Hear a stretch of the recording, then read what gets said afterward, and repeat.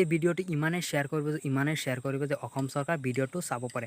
আজি মেইন টপিকটো হৈছে যে আমাৰ অসমত মুছলমানসকলক ইমানে এনেকুৱা অত্যাচাৰ কৰা হৈছে যে মুছলমান য'ত যাক মাটি কিনিব নোৱাৰে, কিন্তু তেজপুৰ ইউনিভাৰ্চিটিয়ে মাটি ক্ৰয় কৰিব বিচাৰে। তাত বেছিভাগ মানুহে মুছলিম হয় আৰু ইয়াৰ মুছলিম মানুহবিলাক উঠাই দিলে ক'ত মাটি পাব, কিন্তু ইয়াত সকলোৰে মেডি মাটি হয়। ইয়াৰ পৰা তেওঁলোকে পইচা পাতি দি পেলাই উঠাই দিব বিচাৰিছে আৰু ইউনিভাৰ্চিটিখন ডাঙৰ বনাব। কিন্তু ডাঙৰ বনাব লাগে বনাওক, কিন্তু এই মানুহবিলাক এটা সংস্থাপন দিব লাগে। আৰু আজি চাওক, আজিৰ তাৰিখত মাটি এনেকুৱা দাম হৈছে, কিন্তু বহুত দাম হয় মাটি, কিন্তু কিনিব নোৱাৰি, কোনেও কিনিব নোৱাৰি।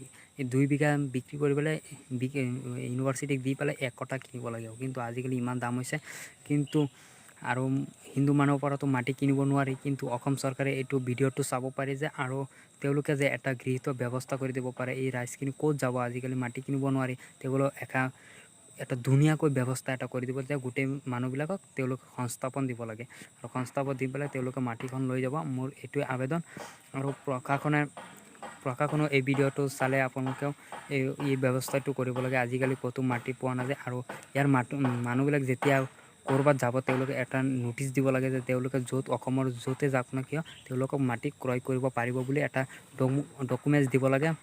আৰু তেওঁলোকৰ বৰ্তমান ব্যৱস্থাটো কৰিও দিব লাগে সকলোকে, যে মাটি বেচা কিনা হ'ব লাগে তেওঁলোকৰ লগত। কিন্তু মই নাজানো, কিন্তু অসম চৰকাৰে ভিডিঅ'টো চাই নে নাই। আপোনালোকে ইমানেই শ্বেয়াৰ কৰিব যে অসম চৰকাৰ এই ভিডিঅ'টো চাব পাৰে, আৰু যে সকলোকে এনেকুৱা এটা ব্যৱস্থা কৰি দিব পাৰে।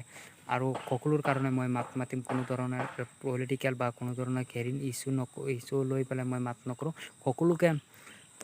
সকলোকে মই একত্ৰিতভাৱে চাম আৰু সকলোভাৱে মই মাত কৰিম। পেজখন ফ'ল' কৰিব আৰু লাইক কৰিব। মই এইটোৱে আহ্বান, আপোনালোকে মোক ছাপোৰ্ট কৰি যাব, ময়ো আপোনালোকক পাৰোঁ যিমান ছাপোৰ্ট কৰি যাম।